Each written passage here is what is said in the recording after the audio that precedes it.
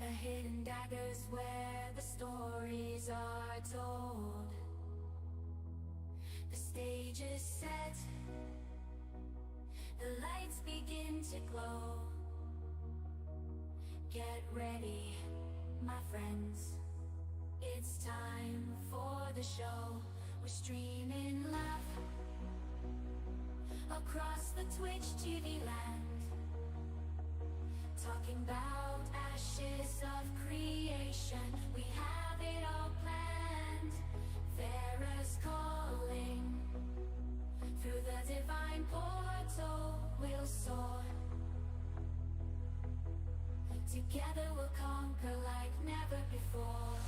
Welcome to the inner shadows, where legends are made. A Twitch TV stream where we never fade, as the night embraces and the excitement grows. Join us on this journey as the story unfolds.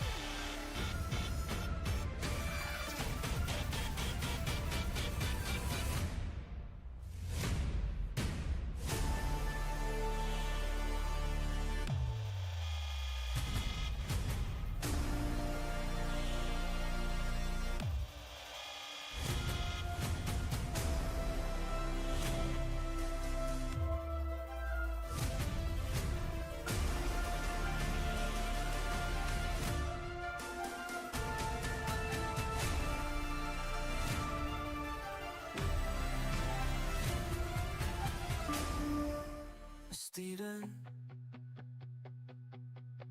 oh Steven, why can't you see the wait for ashes of creation is killing me? I'm stuck in this world, feeling so blue, just wishing for a release date. Oh, what can I do? Oh Steven, oh Steven, I'm losing my mind, the hype keeps building, I'm falling behind, the updates and teasers just don't ease the pain. I need to play ashes of creation, it's driving me insane. Oh, the long way, it's so hard to bear. Ashes of creation, come on and take me there. I'm counting the days and praying for light. Release this game soon and make everything right.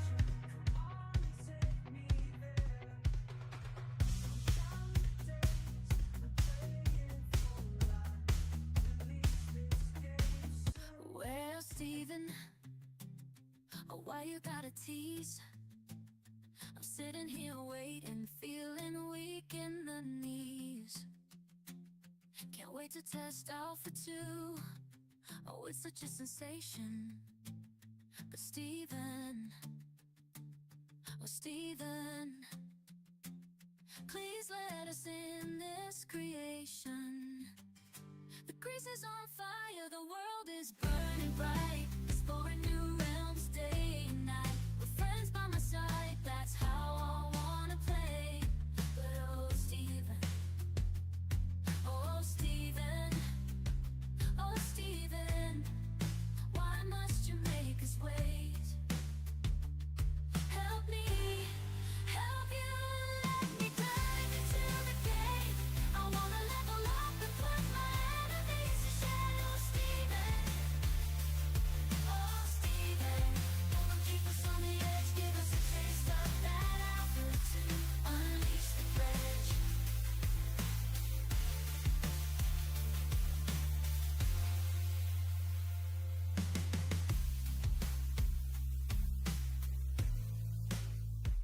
I can't wait, 'cause Alpha 2, oh it's such a sensation. But Stephen, oh Stephen, please let us in this creation.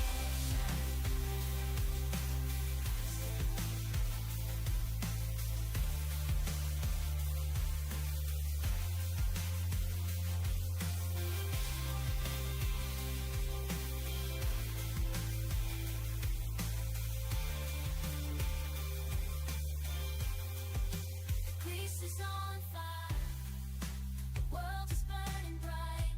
In the heart of the city where the secrets reside, there's a place they call the Hidden Dagger Inn, where legends coincide with the fire in our eyes and the spirit in our veins. We're ready to rock this joint and break free from these chains, from these chains.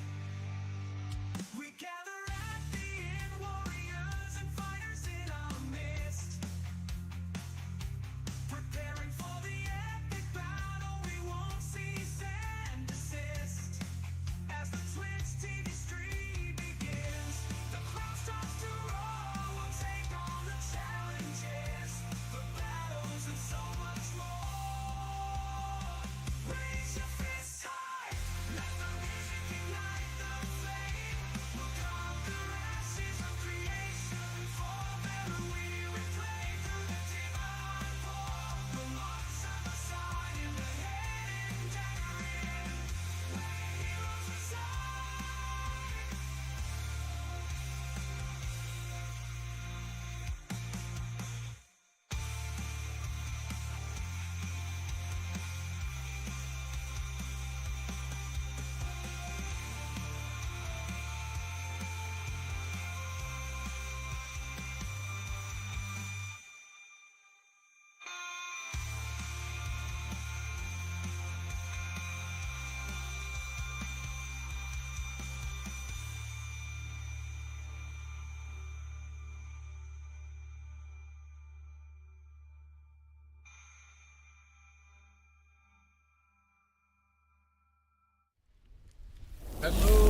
Hello, everybody. How you doing? Thoghli, are you here? Can you hear me? Yeah, I'm here. There we go. How is everyone doing on this fine Tuesday evening? Thoghli, how are you doing tonight? How the hell are you? I'm doing all right, man. How are you? I am fantastic. Everyone, welcome and thank you for coming in. This is going to be our very first episode of Inside Conversations, our 1v1 podcast where Peon talks to people. So, tonight we have the very famous Thoghli, the Guild Leader of Dunhold, the All-Dwarf Guild. So, without further ado, we're going to go ahead and just jump right into this. We're going to first learn a little bit about Thoghli, if he's willing to share. And tell us a little bit about yourself, Thoghli, and why you came into Ashes of Creation, what brought you to the game, and then we'll start talking about the guild. Just a little bit about yourself first. So, a little bit about me. There's quite a bit. I've been gaming for a long time, ever since I was a wee lad. And honestly, whenever it comes to gaming, um, it's kind of like a home away from home, you know.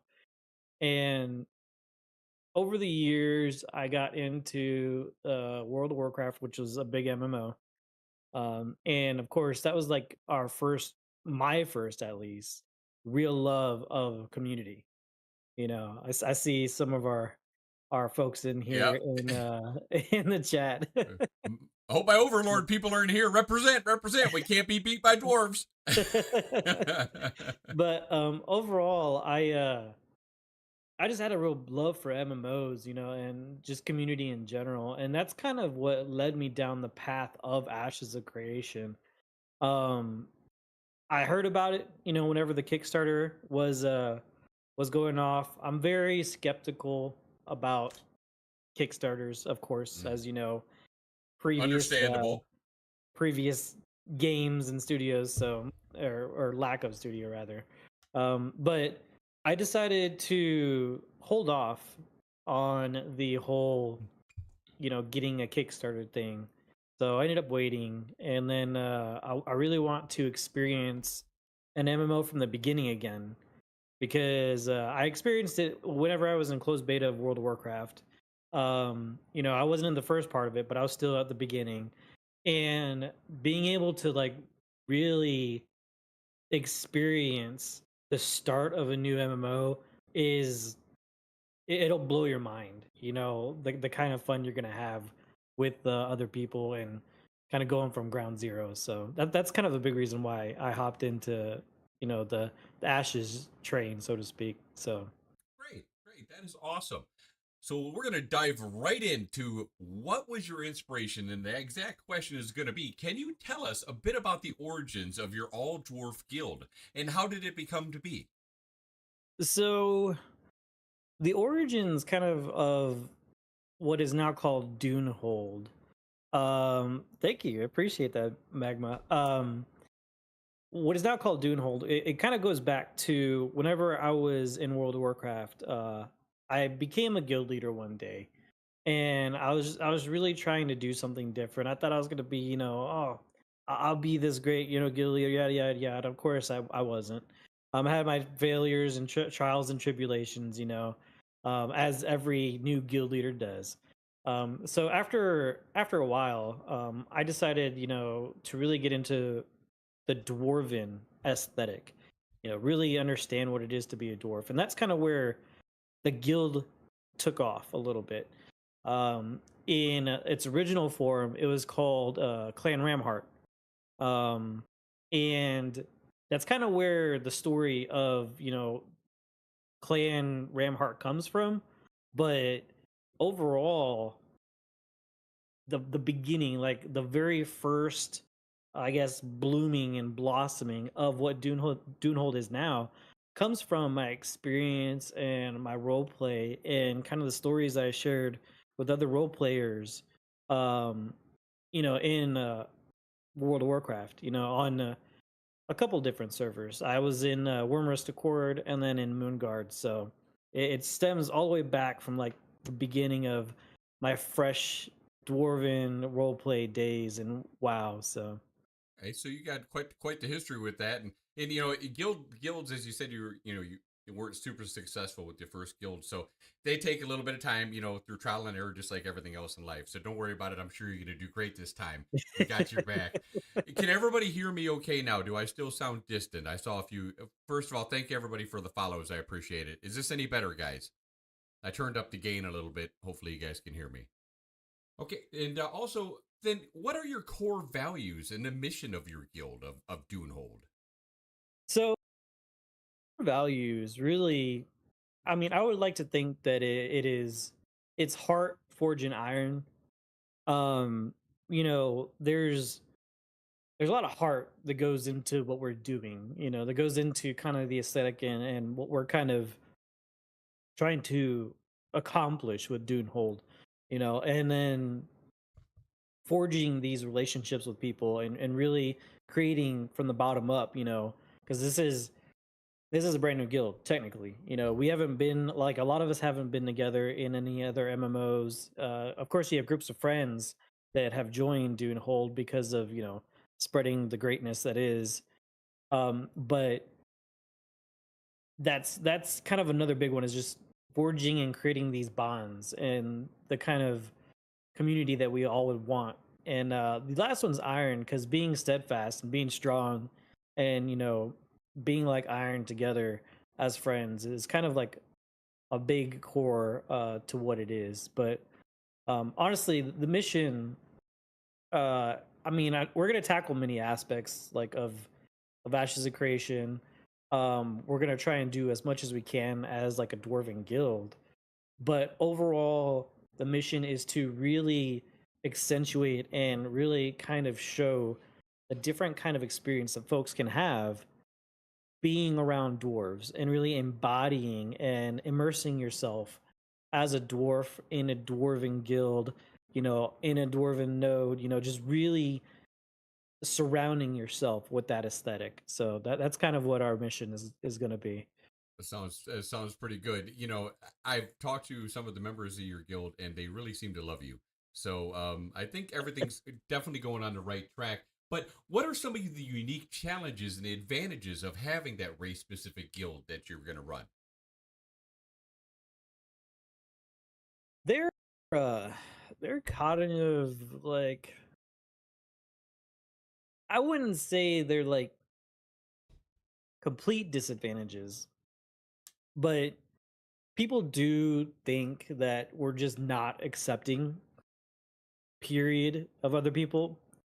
Because typically in a lot of other dwarven fantasies, they're very, you know, isolated. They're almost xenophobic to a degree. So no, we're not like that. Like, not all of us are like that. As a guild, we're not like that. There are going to be some players who, of course, are going to lean into that kind of fantasy of a dwarf. So it's going to happen. But the disadvantage is really trying to like show other people that we're not just going to close ourselves out, like a lot of other dwarves maybe, and so we're trying to open up our eyes a little bit, open up our arms a little bit, but it's hard. People think dwarves and they automatically think, you know Tolkien dwarf, or Yeah. D&D dwarf. So but honestly, um everyone's welcome, to visit our node, and be around us. So it's just Our node. exactly, it's gonna be our node. Like, it's gonna be the node of the dwarves. Like, there's no way that you could expect anything else. Like, honestly, you can't. Like, you're gonna have us. You're gonna have Mythical Warhammers. You're gonna have a bunch of people, who are dwarven enthusiasts. Just whether they're gilded or not gilded, you're gonna have those kind of folks who want to enjoy that aesthetic around us. So that's kind of one of the big disadvantages. But the advantage, I would say, is that, I mean, some would call it a disadvantage, but the advantage is being short. And a lot of times, you know, being short has its benefits. You have a shorter, like, smaller hitbox. You're harder to see. Um, and when you do show up, and you show up in mass, it's kind of, intimidating. You don't want to see a bunch of burly ass dwarves all uniform and rolling together. Like, No, you got to no one protect wants to see that. protect You your know kneecaps for sure, man. exactly. And it's tough having you on here because I am a Renkai at heart, and but you dwarfs are kind of growing on me like a fungus. So you know. you're growing on me. So I do appreciate that. Before we get into the community and recruitment aspect of Dunhold, first, I know you're doing a Alpha 2 key giveaway, not only for one key, but I believe multiple key giveaways. And I wanted to give you a chance to let people know who are in chat and watch the stream how they can get one of those from you. So we have a couple keys that we have, from the Extra Life stuff that we did. And what I'm going to be doing is there are going to be two keys that are going to be given out on our Dune Hold Gaming Twitch whenever there's an announcement of, the A2 date. So those will be given out, and that'll be kind of that exposure for our like main like Dunehold Gaming Twitch. But other than that, I have keys that I'm giving out on my Twitch. And what it's gonna be is you have to be there. You don't have to like do a whole lot. Honestly, just be a viewer, follow. And when I can, and this is a community effort, guys. Remember this. This is a community effort. When I can get folks to contribute in getting my sub goal to where it's supposed to be, when I hit that sub goal, that's whenever I'll give out an A2 key. Okay, So that makes sense. it's it's gonna be a group effort. It's gonna be folks who want to sub with Prime or give subs to other people. And So you have how many to give away? How many subs do you need tonight to get what to that? How many are you going to give away tonight? Is it just one, or have you decided yet? And how many subs well, do we need to get that one rolling? so we have one A2 key. I will be streaming after this, after our interview here. Um, but we have one key that we're gonna give out tonight, and we have only 15 more subs to hit our goal There you of go, 100. guys. 15 All right. subs. 15 subs. Work together. If you do not have an Alpha 2 key, you will not find a better opportunity to go ahead and get one than this. I can guarantee it. So, and those are going to be a hot, hot commodity when Alpha 2 starts. So go watch Thoghli in his stream tonight. Collect some of those beers. Be one of the subs that, either gift a sub or give a sub yourself. And definitely, 15, that's nothing. You've already got 85 of them. So that's huge. Exactly, Awesome. exactly. We're Awesome. almost there, So it's hitting that 100. We already gave out one when we hit the 50 mark. Hmm. So we already gave out one key. Golid, I think, was the winner, and then whoever is going to be the next winner is going to be the winner. So I love it. I'm excited. I'm I love excited it. to see who's out there. That is So awesome, and I hope we get a lot of interest. I'll be in there tonight myself after the stream and checking it out because I want to see. I want to see you hit that 15. We're going to oh go yeah. ahead and move into the community and recruitment phase of this interview. And what qualities are you looking for a potential new dwarf member, other So than being all dwarf? yeah, I mean that's the big one. And not necessarily just all dwarf. You have to specifically be a junior dwarf. We're going for that junior aesthetic as a node, so you have to be a junior dwarf, and that has to be the main that you're wanting to roll around with. So, um, the other big ones are typical things. You think about a dwarf. They have loyalty, they have honor. They have a lot of the same kind of requirements that other guilds have. Be active, be involved. Have fun is a big one. And no crackers. Being short is not unnecessarily a requirement for Dunehold. Granted, I am short. But you don't have to be short IRL. I'm But noticing a lot of short jokes flying around the chat oh tonight. yeah, These guys oh are. yeah, I These see guys them. I see are. them. They're right at my level. They're going to be looking to fling you guys from catapults during castle sieges. I swear. Oh yeah, oh yeah.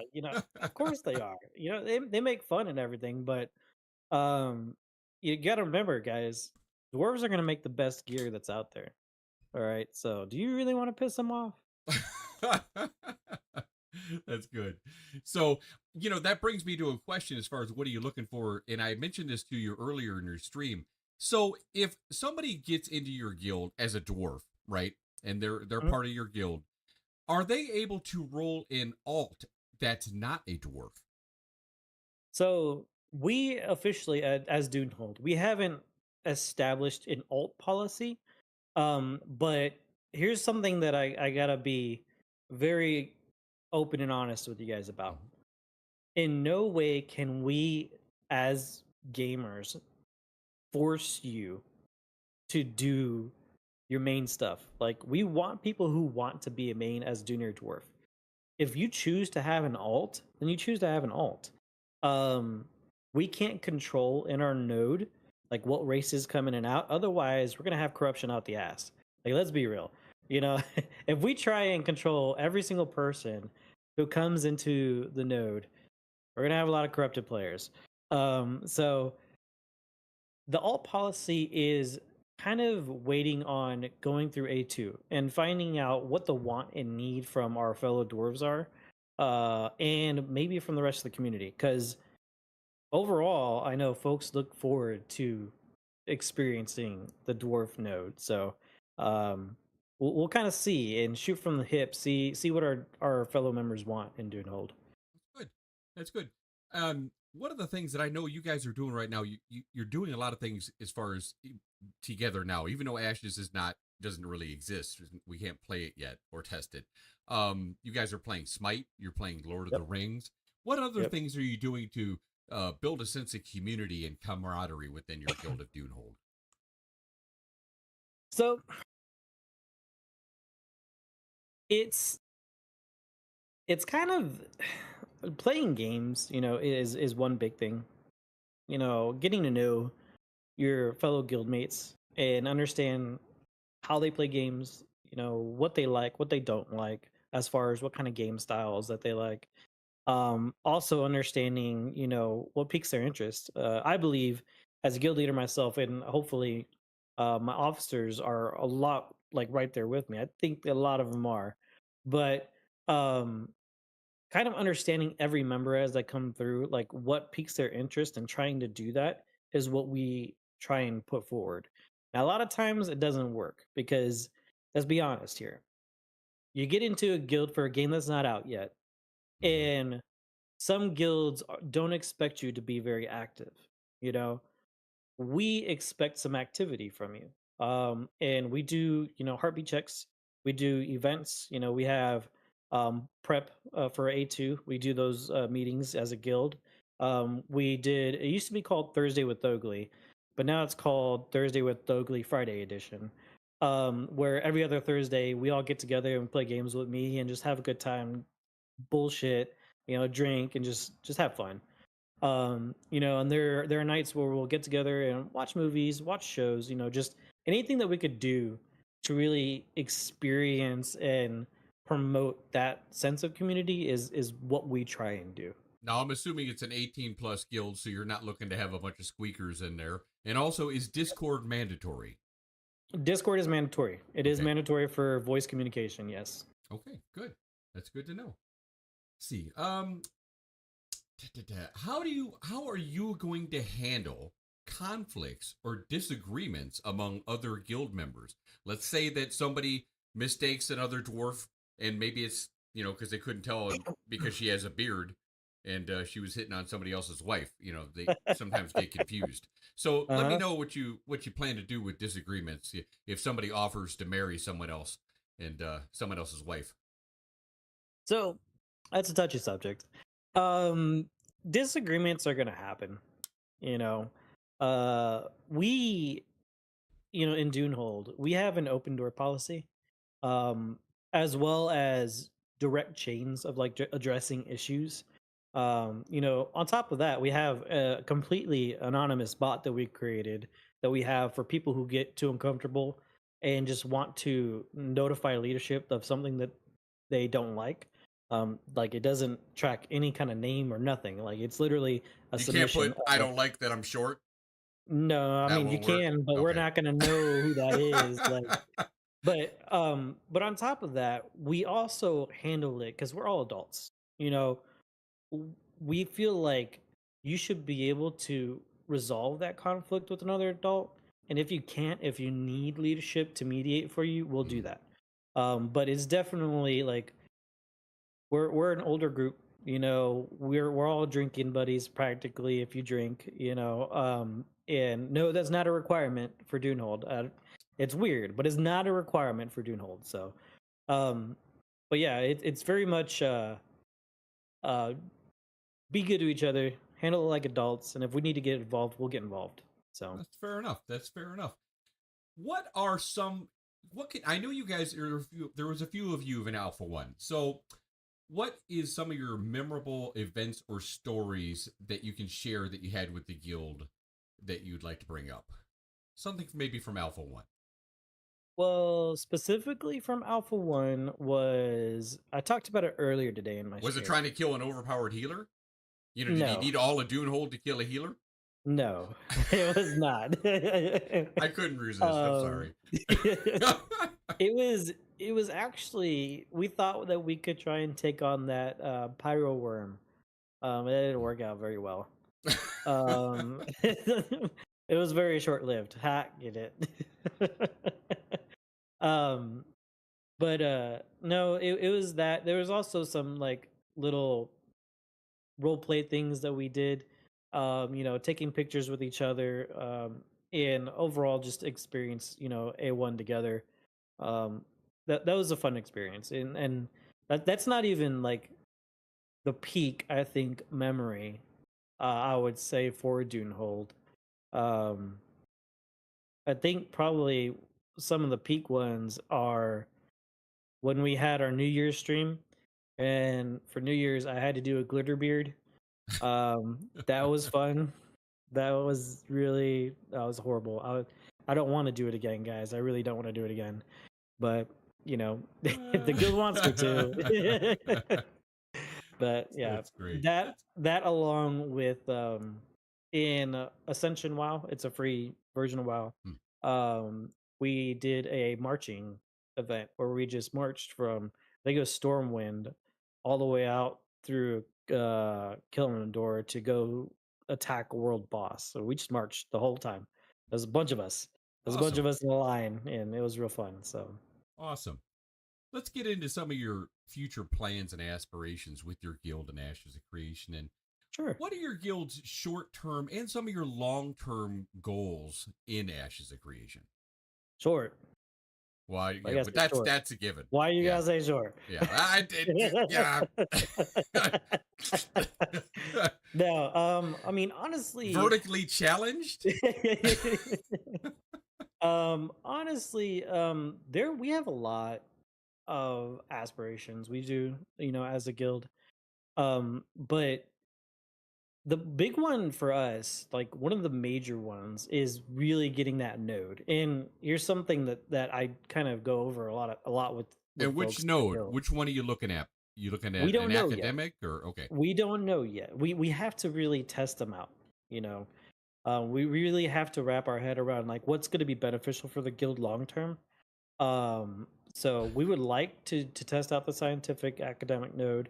There's also talk about military and talk about economic, but it's just there's so many nuances and so many choices to kind of make. With that, it's a hard decision. You know, but that's one of our big ones. The one of the other goals that we have is kind of a little more on the role play side of things. Mhm. Really kind of letting folks experience what it is to be near and a part like a dwarven kingdom kind of thing. We're not really, we don't have like a whole kingdom aspiration to it, but we would want to be like a major player in establishing our dwarven foothold in the land of Era. So that along with other dwarven guilds, like it's not just us out there. I know that there are other dwarven guilds that are going to be around, but we definitely want to try and establish that. That's one of our biggest goals is to get our name out there and to make everything as dwarven as possible. Good. That's good. And what are your thoughts on, let's say, the relic system and the impact of the node wars and the guild dynamics? Honestly, I have no idea. No idea. I know that the relics can either be really good, it could also be really bad. It depends on how they balance them, how they follow through with like what kind of mechanics you'll be able to do with that relic, like what benefits you're gonna have with that Mm. relic. Like, is it gonna be one Do of you think they those? should stack? Because No, I I don't. was talking to Quirian about this, and there's going to be what 85 nodes, something like that, I believe. So if everybody gets a relic, per se, and I'm hoping, I'm assuming they're going to have more than 5 relics. So if everyone gets some type of a relic from killing the local boss mob, I don't know, unless they're completely unique. If they stack, I don't know if stacking would be a great idea. I think stacking would be Yeah. horrible. It would be absolutely horrible. Because like here's the thing. I look at relics like as legendaries, like they used to be back in World of Warcraft back in the early days. Like when you had a relic, it was very rare. Or you have a legendary, it's very rare. And you walked upon someone who had a staff, Medivh. If they had that, Oh my god, that was like a huge eye-opening experience. It's like, whoa, that's so cool. Like, where'd you get that? The amount of crap that you had to do to get that damn thing. Like, that should be an experience for relics. Like, you come into a node, you meet someone, and you may be able to expect them, but then you see this really cool relic that they may have. They may wield it, it may be on their persons, but being able to see something like that and be like, "What the hell is that?" There's only one of them they could carry, but it's something that is extremely hard to achieve and extremely hard to get, and there's only one of them on that person. I think that would be the way to go. Okay. And how excited are you for this upcoming node stream? I know personally I'm very excited. One, because there's PvP. Two, we all know that there's a big difference between node wars and node sieges, and where the node sieges you need to get a scroll, a siege scroll. So I'm very curious to see. Now they say with the node wars you can destroy buildings, you can target buildings, say a reliquary for instance. You can destroy buildings, but you can't do a complete destruction of the node. So Mhm. what are your thoughts? Are you hoping, like, I worry about the divine gates, right? The four divine gates that they have in the starting areas. I worry that people are going to just filter into those places right away just to boost them up to metropolises without just kind of mindless experience. Would you like to be able to have a way, if you were a node that was nearby, maybe say they're a military node by the divine portal, but you didn't want to be in a military node, you wanted to be in an academic node, so you're all in the academic node with your alliance, but they're way ahead of you. Do you feel that a node war should be able to kind of knock them down a peg or two so you can maybe leapfrog them? Or are you just destined to be behind? Because when the node levels up, the way I remember it, they're locked out. They can't be sieged for a certain amount of days. Yeah. Um that's a good question because this is kind of one of those ones that folks go back and forth on a little bit. But from my experience and from what I've been seeing, in the community, is um, I guess they are saying that you're delayed and muffled a little bit. Am I not clear for everybody else? How am I sounding, guys? I really don't know what else I can do other than turning up the gain a little bit more. That might be good. Let me turn up the gain a little bit more. Is that any better? Let me know how that is, guys. Hear you? Oh, Fine. okay. Everyone else is saying it's fine. Just you, Pennerball. I don't know, man. What's up, bro? You're making me freak out over here. No. All good. All good, my friend. So the biggest thing is to me, I think that you should be able to at some point. Now, I don't know if there's going to be a timer. I don't know what this really looks like, but I really think that nodes should be able to declare war on each other even if they're vassaled, but not in a direct manner. Like it I don't want it to be like a direct, oh, I declare war on you. Hmm. I would really like it if, in some way, I don't know how Intrepid could do this, but my idea is maybe that there's some sort of like espionage missions or some kind of espionage quests that you have to do to sabotage a node Mm. and, preemptively like start a war, maybe start a civil war, you know? I think something like that would be really cool. But mind you, that's probably not gonna happen. And out But of curiosity, what is it going to take to start a war with a bunch of dwarves? I mean, do I have to call you a son of a motherless goat, or your father smelt of elderberries, or what do I got to do to antagonize a dwarf to get you to go to war with me? I don't know. That's a good question. Like, so typically in like other fantasies, it'd be very short-tempered dwarf, but in Ashes of Creation, I think they're going to be a different type of dwarf, a little more on the stoic side, maybe not as easy to anger. And I kind of wonder how that shift or maybe that evolution of a dwarf may happen, because I know that guilds are going to have their own like guild lore, they're going to have their own ways of going about things. But overall, I would say that if anything, and this is probably a surefire way to entice a war with a dwarf, and that is to, as Mad Hatter is saying, insulting a craft or Mm. fucking with their beard. Like, I think that Well, those are Penenbrawl was like, saying that we should offer you some soap. I don't know if that would, I mean, some dwarves stink. Like, let's be yeah, honest. Like, some yeah. dwarves really do stink. So, I mean, they don't stink as much as orcs, but that's okay. Yeah, I'm not gonna lie, it's just true. By the way, guys, thank you for all the follows, real quick. Thank you, I appreciate it. And what's your current thoughts right now on the current state of the Ashes of Creation development and the game? Are you satisfied with where they're at? Do you think it's kind of taken too long, longer than you thought? What are your thoughts? And when are you hoping to see Alpha 2? Oh man. My thoughts. I am I'm on the kind record for July. I'm sticking to Yeah. it. That's the You're on the story. record for Yeah, it. I'm sticking to it until proven wrong, damn it. Honestly, I'm cautiously optimistic. But I also understand, like, this is the first time a studio is trying to be as transparent as they can be.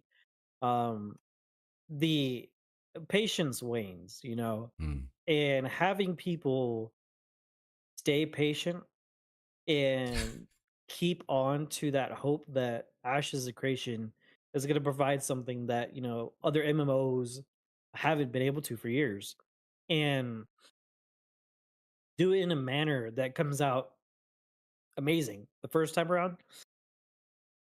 I would honestly say that I wouldn't be surprised if they delayed it. Oh, don't Um say that. Don't say that. I think I just had a stroke. look, I get that. I get that. But I've said this before in my stream, but they haven't, to what we know, they haven't done the spot test. I That mean, does concern me, but you you know, know what? The thing here's the thing with the spot test, and I feel as violated is every other Alpha 1 tester out there. I mean, from going from hey guys 3 years ago, stay tuned for spot testing to you don't exist basically for 3 years, and having to watch the memes in Discord, and that's all we got. I mean, yep. really, Stargate memes for 3 years. I can't take any I more of know. that bullshit. But I know. I just tuned it all out. But Just mute it, right? yeah, it made me to the point where I didn't even want to come back and check the progress in Discord. It was just ridiculous.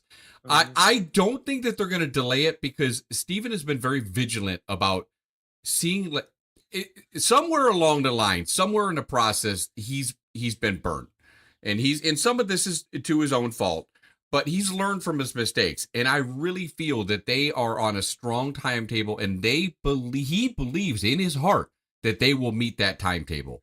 So I don't think he wants to let us down. He's a gamer. He knows, what we're looking for, but I know at the same time he also wants it to be ready.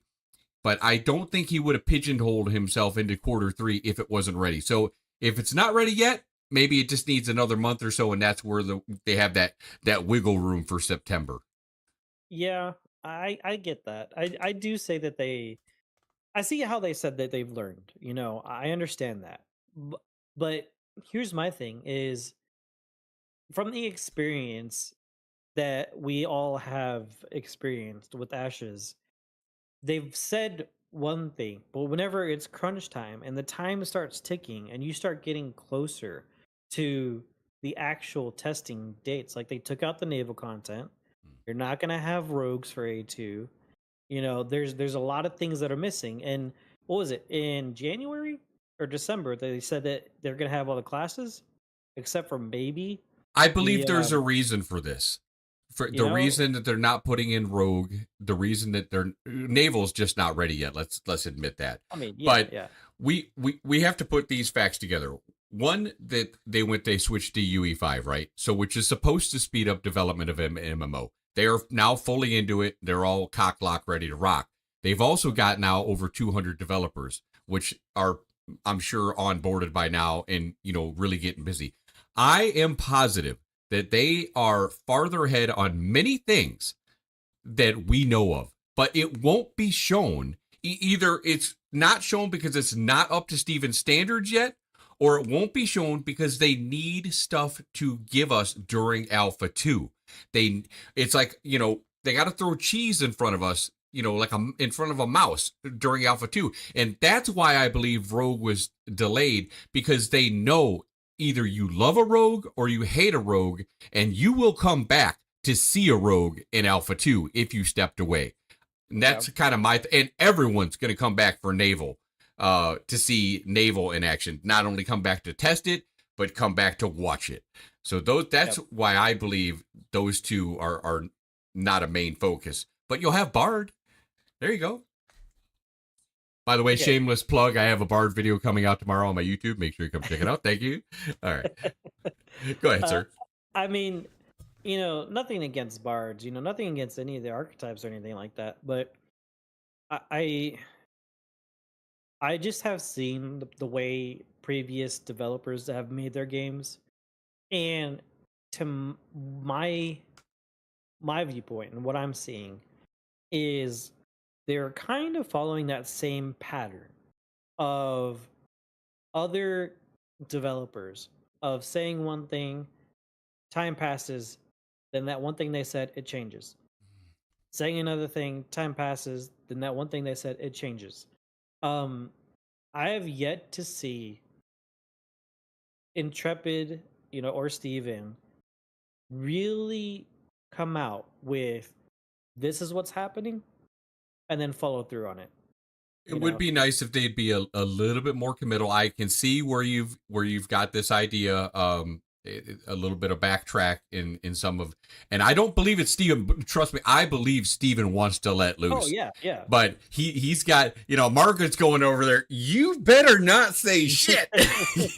So and I get that. I totally understand that. Yeah. I was gonna ask you something and I totally brain farted on what it was. I'll get back to that in a little bit. But let's see.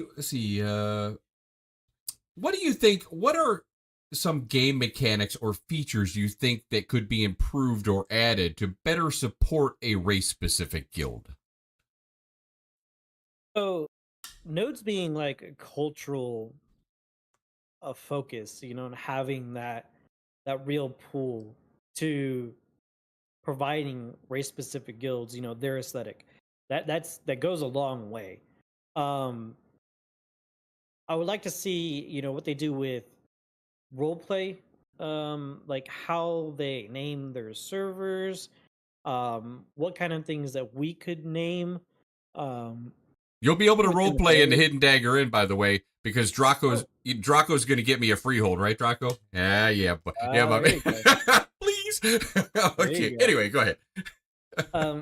But I'm really excited to see like what kind of things that they could do to promote that roleplay atmosphere, because as much as we would like to see, their mechanics or features that are just great for PvP or PvE, I want to see stuff that could really help support the racial stuff for guilds.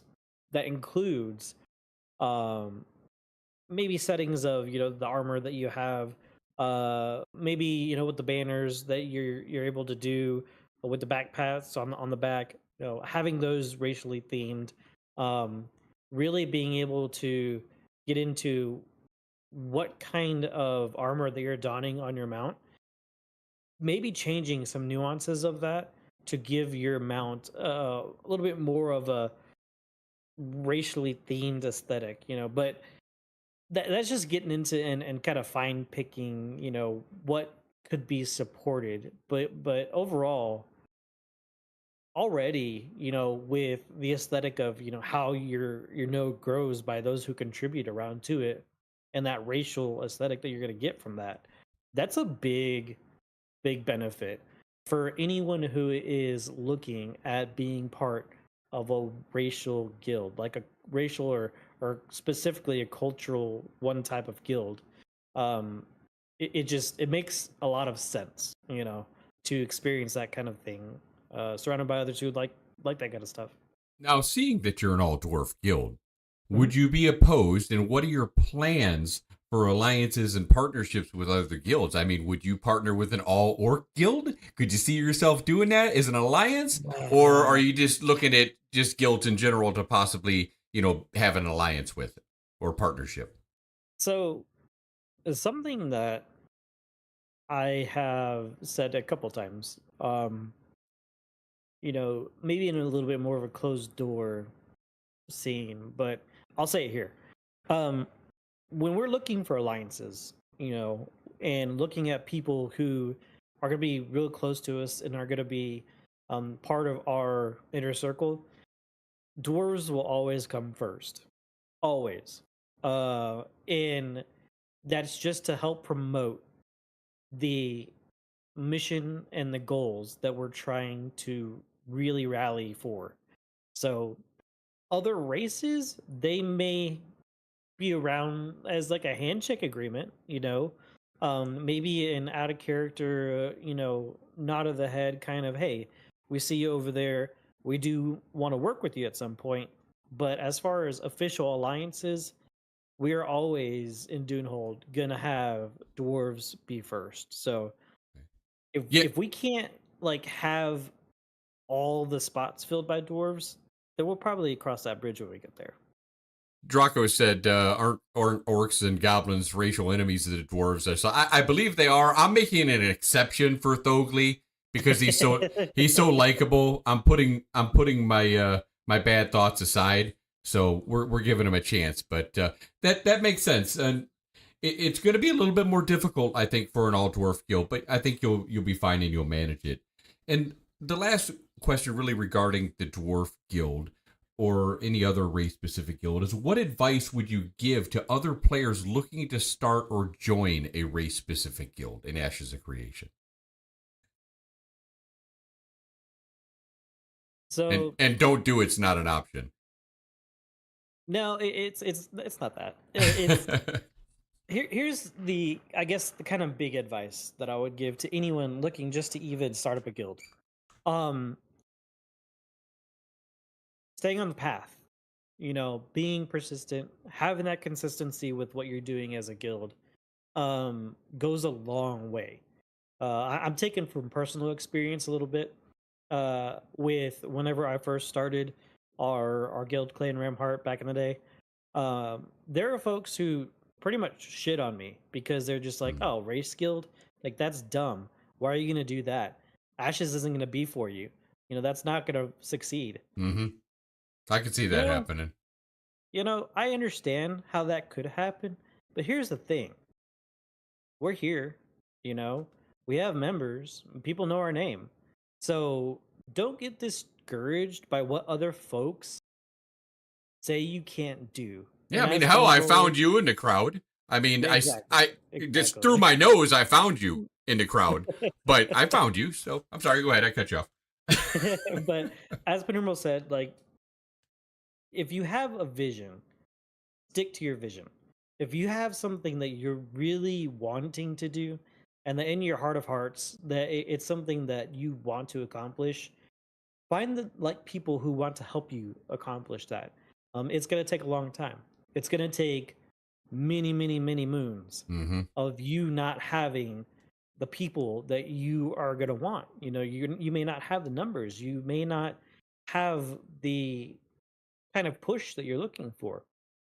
But the minute that you set your own expectations aside and enjoy the ride and just enjoy the people that are surrounding you who want to see this thing grow with you, it'll be that much more of a better experience. It's don't get so lost in your lofty goals that you don't look around every now and then and realize the folks that are next to you.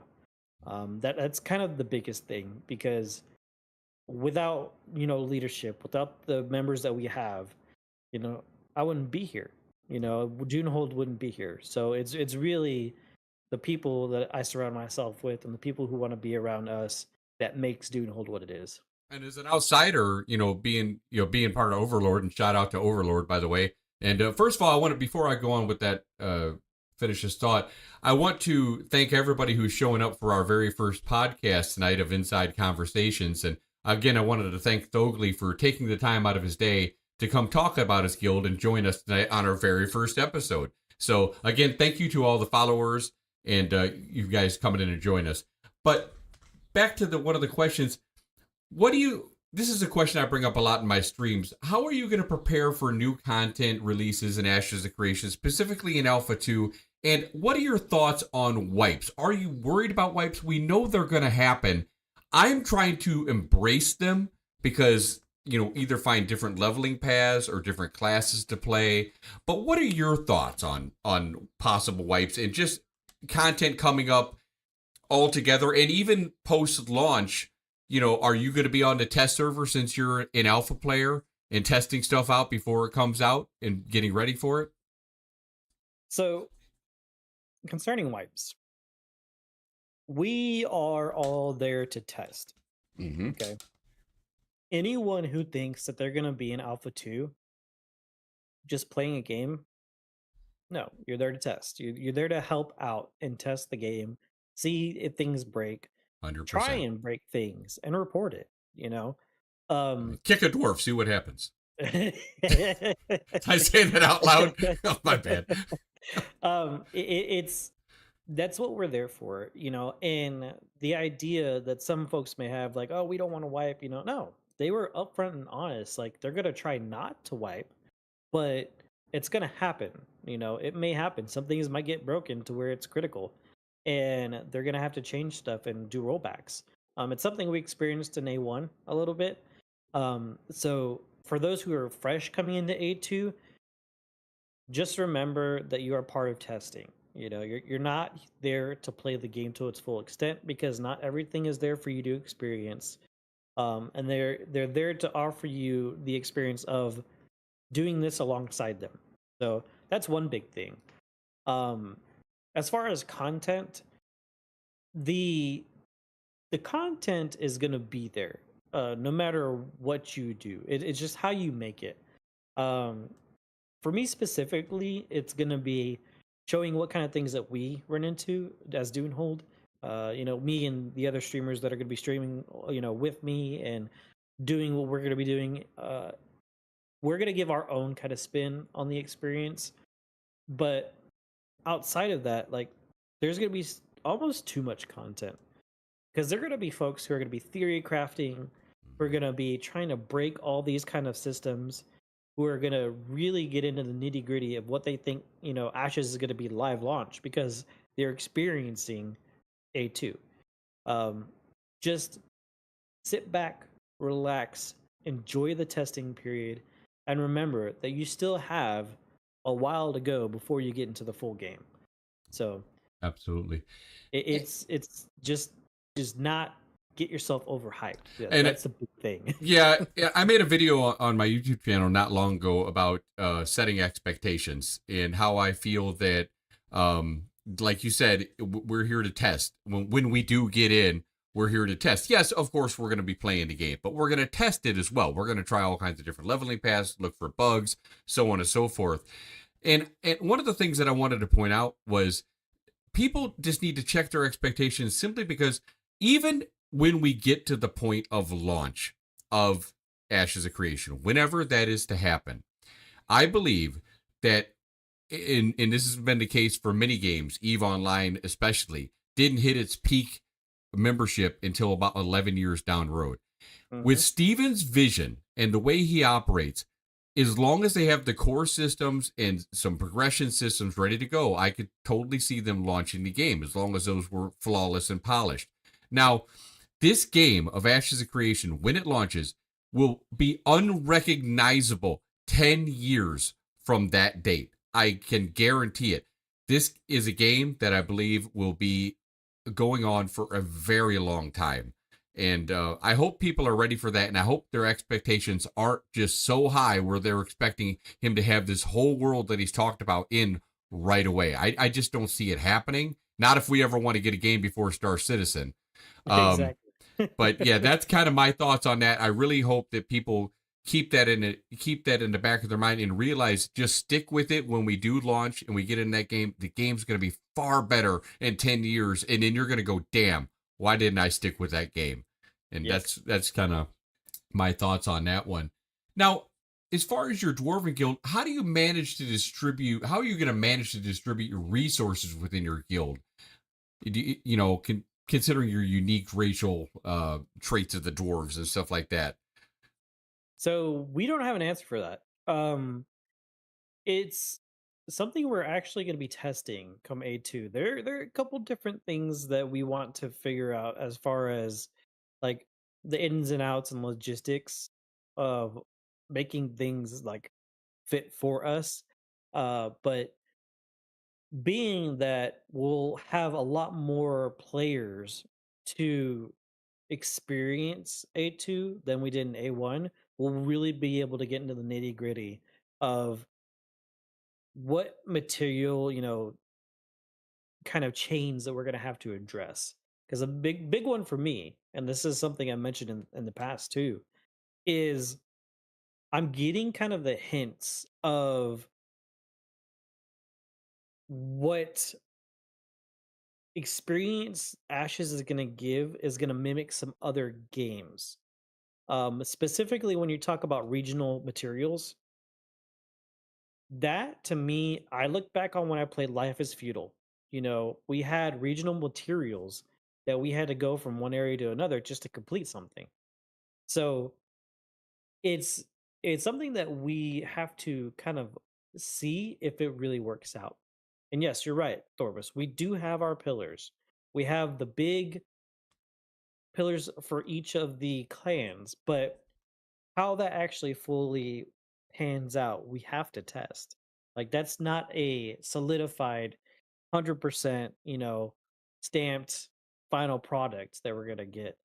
We still have to go through and test that. So And this is a question that I'm going to be asking all the content creators and guild leaders that Mhm. I have on the podcast. And first of all, guys, if you're in chat, I hope you're enjoying this very first episode that Thoghli is on. If you are, give me an emote in chat or something like that. Let me know that you're enjoying it. But this is an important question. And how do you might have already touched on these a little bit, but I want to just maybe get some more specific answers. How did you first hear about Ashes of Creation, and what specifically drew you to this game? how did I hear about it? Actually, it was a friend of mine that I don't talk to anymore. Really, now that I think about it. Um, he was telling me about a game. We were talking about D&D, and he was telling me about a game. He's like, "Hey, did you see this Kickstarter?" Because it was about the time all these Kickstarters were going off. And I was like, "No, what is it?" So he told me about it. I took a look at it, and honestly, I tossed it aside a little bit. And it wasn't until I came back, I think it was a few months later, where I saw a lot more people really supporting it and wanting to get it off the ground. And I saw its goals being hit. Mm-hmm. I was like, okay, this game might actually be something one day, but yeah, I'm going to wait. And what aspect are you most excited about? What aspect is it? The nodes that really excited you about Ashes, or is there something else? It was strictly the nodes. Like, honestly, the node, that whole system of creating a world with other people in an MMO together, that aspect alone, like we in other MMOs, the scenes are set, the cities are set, everything is static, there isn't like a push and pull of like real story other than what you experience from patches or from expansions or whatever have you. In Ashes of Creation, the players, the community, the experiences, those are going to be like your mini expansions. Those are going to be like your own stories and your own different kind of version of what Ashes is going to be for you. Again, that's not going to be shared by a lot of people. There are going to be so many stories out there, so many different points of views, so many dungeons, so many nodes, just the amount of things that you're going to be able to experience just within one server is going to be crazy, you know. And that whole node aesthetic to it, like the creation of something together with the community, that screams MMO to me. So that's a big reason why I got hooked into it. And the final question is, would you play, and this is also for chat, would you play Ashes of Creation if nodes were not a thing? No, How I about you, would not. chat? I So would not. there's nothing else about Ashes that would draw you in if the node system did not exist. It's gonna be a hard sell. It would be a hard sell for me. I What I might, but that's like one of those uphill kind of things that I might have to do. It's just that's the big reason why I got into Ashes. So Yeah, the nodes is what really drew me into it in Steven's unique vision, and I think the biggest thing is, and I always speak about it, and I can't speak about it enough. The fact that Steven he's one of those guys that he's a gamer first and foremost. He's a gamer making a game for gamers, and the fact that all of us have probably talked about in the past. Boy, if I had the money, I'd make a damn game because these developers now can't get their head out of their ass. Yep. But the fact that he's doing it and he put his money where his mouth is and he's making a game for us, I am so excited. And that's why I have it. If you just listen to Steven and you see how genuine he is when he speaks, that's why when I put up videos, I make sure I put clips of him in there because I want people to hear him speak. He speaks so eloquently, and he just the passion from the game. And I've also talked to people who've been involved in his guild in the past, and they talk that this is I wanted to find out if it was the same person. Was he genuine and stuff like that? And they say that that's exactly who he is. That is him. He's a passionate person that loves games. And that's why I'm so excited and why I'm creating content and having people like yourself on and being big into this community because I want this game to succeed. On that note, Thoghli, I cannot thank you enough for being here. Chat, I love you guys. I cannot thank you enough for being here and the follows. What final thing would you like to wrap up with, Thoghli? Anything you want to say? Anything you want to promote? I'm going to put your link in one more time into chat for guys. He's got a ton of links in this LinkedIn URL, so go check that out. And what do you want to put out in final words that you have to say? it's a little bit of a heads up, guys. I'm looking at doing some different kind of content on YouTube. It's gonna be a Foot pics? kind of no, not foot pics. It's gonna Get be out! a little bit of a one-on-one kind of thing. I'm looking to get in touch with like our fellow common dwarf. It's gonna be strictly for dwarves. It's gonna be where I can come in and talk to a person for maybe 30, 45 minutes, get their take on what their expectations are for Ashes, what kind of lore they like, maybe pick their brains about dwarves in general. And I'm looking for that to be some of my YouTube content. So when that gets rolling out there, I think I might start it next week. You'll be surprised by who the first guest might be, but whenever that starts rolling out, do take a look at it. I'll end up linking it in with the LinkedIn, but otherwise, if you want dwarves, if you like dwarves, come check out Dunhold. Thank you for having me on, PN. It's a great ass time.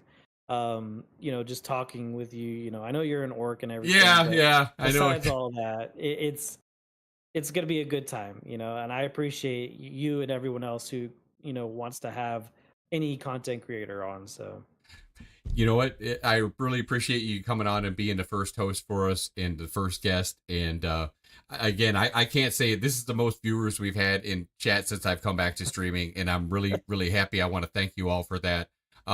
Guys, Thoghli is going to start streaming in a few minutes. I would raid him if he were on, but he's not. And there's no one else on to raid right now. But go get yourself a drink and get your butt into Thoghli's stream and start working towards that Alpha 2 giveaway. And everyone have a great night. Thank you all. Look for my video tomorrow on YouTube. If you haven't subscribed to YouTube, get in there and help me out, help a brother out. And I appreciate everything, guys. God bless and take care. Thoghli, cheers. Goodbye, all. I'll see you guys Cheers. later.